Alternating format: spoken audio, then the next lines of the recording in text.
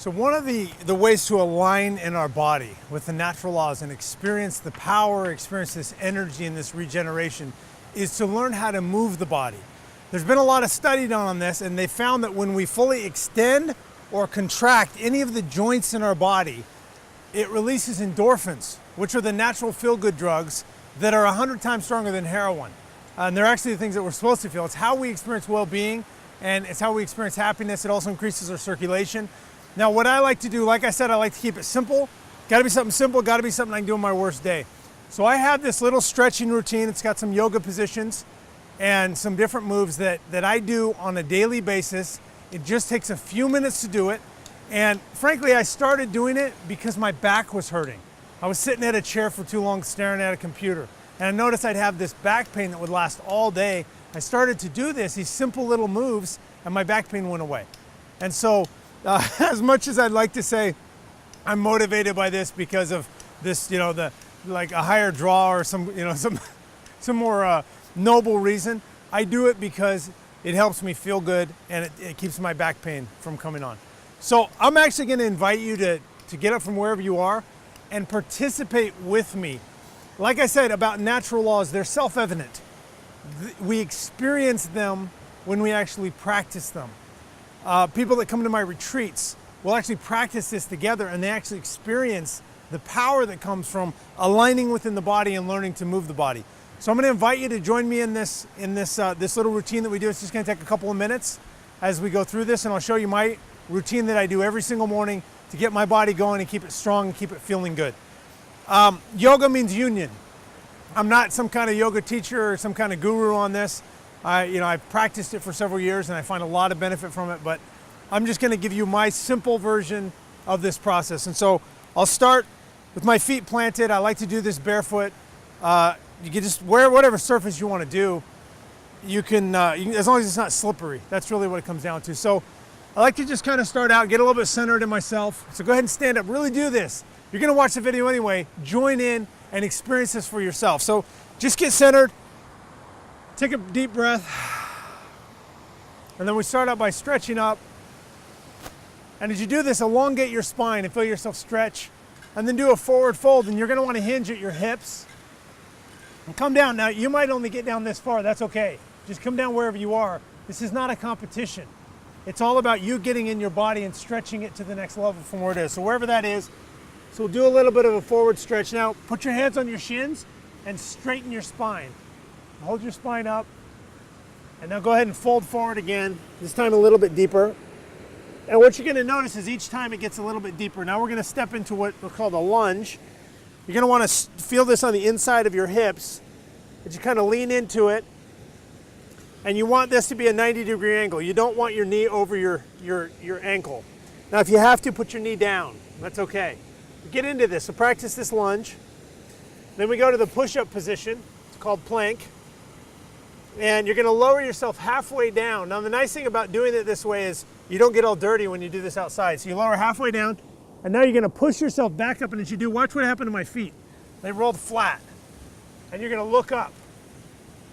This is called upward dog in yoga. Then you're going to do what's called downward dog, where you do your shoulders or your head's between your arms here. You flatten your back as much as you can, and then you move your heels down towards the ground. And just stretch into that. Now we're going to do it on the other side. So go ahead and reverse sides, do the lunge on this side and kind of lean into it and feel it. Again, you want that 90 degrees right here. And now back to the step. And again, I told you this is really a simple little process. We'll do a forward stretch. And then back up again. And do a little tiny back bend. Now we're going to come back in. This time we're going to go a little bit deeper into the stretches. So we'll go forward fold again. If you get to this, that's fine. Just get to wherever you are. And now we're going to put your hands on your shins and straight back. And now we're going to, this time, we're going to do a lunge where we come all the way up. Now you might just come to your knees here. You might have enough balance to come up. And then as you get better balance, you'll actually look up as you do this. And feel your back stretch out. What we're doing is we're moving our spine in all these different directions. And as you do that, it compresses that tissue in between the in between the vertebrae, and as it smushes down that tissue, it's like a sponge, and so then when it opens back up, it brings in new blood. Okay, we'll come and do the push-up part again. I'm gonna back up because there's some undesirables there. So halfway down, feet flat on the ground and head up. That's the great thing about doing yoga in nature. There's also other things on the ground. So come and stretch down like this. Now we'll do the other side. Again, just up on your toe or on your knee, however you need to do this. Bring your arms up. And you can hold this as long as you want. Hold it for a couple seconds. When I first started, I could only hold this for a second or two, and my leg would shake. So wherever you are, perfect. Okay, we're coming back up again. That was round 2.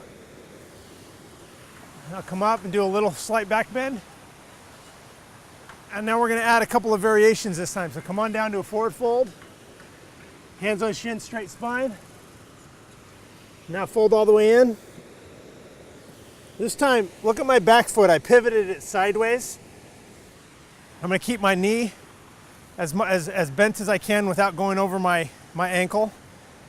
And then I'm gonna pivot my hip this way, forward, so this back hip is leaning.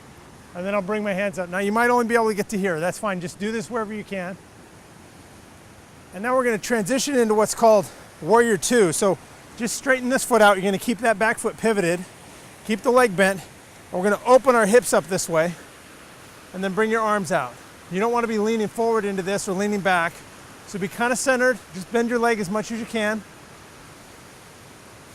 This is working out your legs, this is working out your back and your arms. Now turn this front hand up and lean forward, and then we're gonna reverse this. You're gonna look up at your hand, and this back hand, you can either rest it on your leg, don't put it on your knee, but rest on your leg, or you can turn it this way, slide it down your leg. You're gonna feel this all the way up your side. And then we're gonna come down and put your elbow on your knee. We're gonna stretch this side, and you're gonna start to feel it over here on this side. And if you want, you can reach all the way down to the ground, whatever you're able to do. And then come up, straighten this leg out. We're gonna do what's called the triangle. So you wanna set your hip in just a little bit. Then you're gonna lean forward into this. You're gonna come down, and wherever you grab is perfect.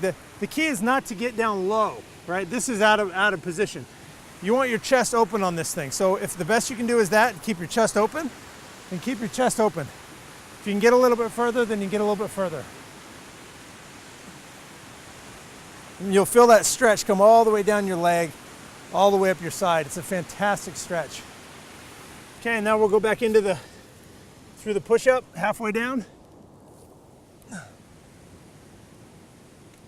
And then that downward dog position.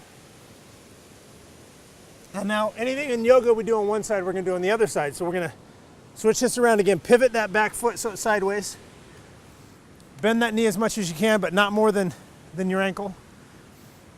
And then turn that hip inward. Reach up, you might just be able to do it like this, that's perfect. Just be wherever you are. When I started this, again, I wasn't flexible like this, I wasn't strong like this. Yoga's always this challenge. Every single time I practice, it's a new challenge for me. It's fantastic. So now we're gonna open up our hips like this. Keep that leg straight, keep that leg bent. And stretch these arms out and tighten up your shoulders and feel those muscles. Now pivot that hand forward. We're gonna reverse it like this. Look at your hand, let this hand slide down your leg, or you can rest it if you need to. And you'll feel that stretch go all the way up. You're moving your back in all these different directions and opening all these areas of your body and moving and extending and contracting. Come down on your elbow, stretch up this way. You gotta listen to your body here. Just take it to whatever is comfortable for you. You might need a chair here to hold you in place. That's perfect. And then we're gonna straighten that leg out. We're gonna pivot that hip in and reach forward and then come down as far as you can. And the key is to have this open. So if you can get down farther, that's fine.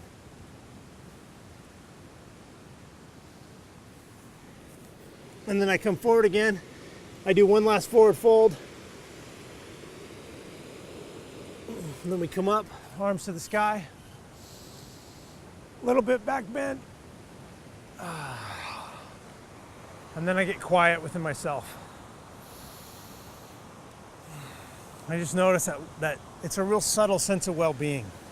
It's this quiet place.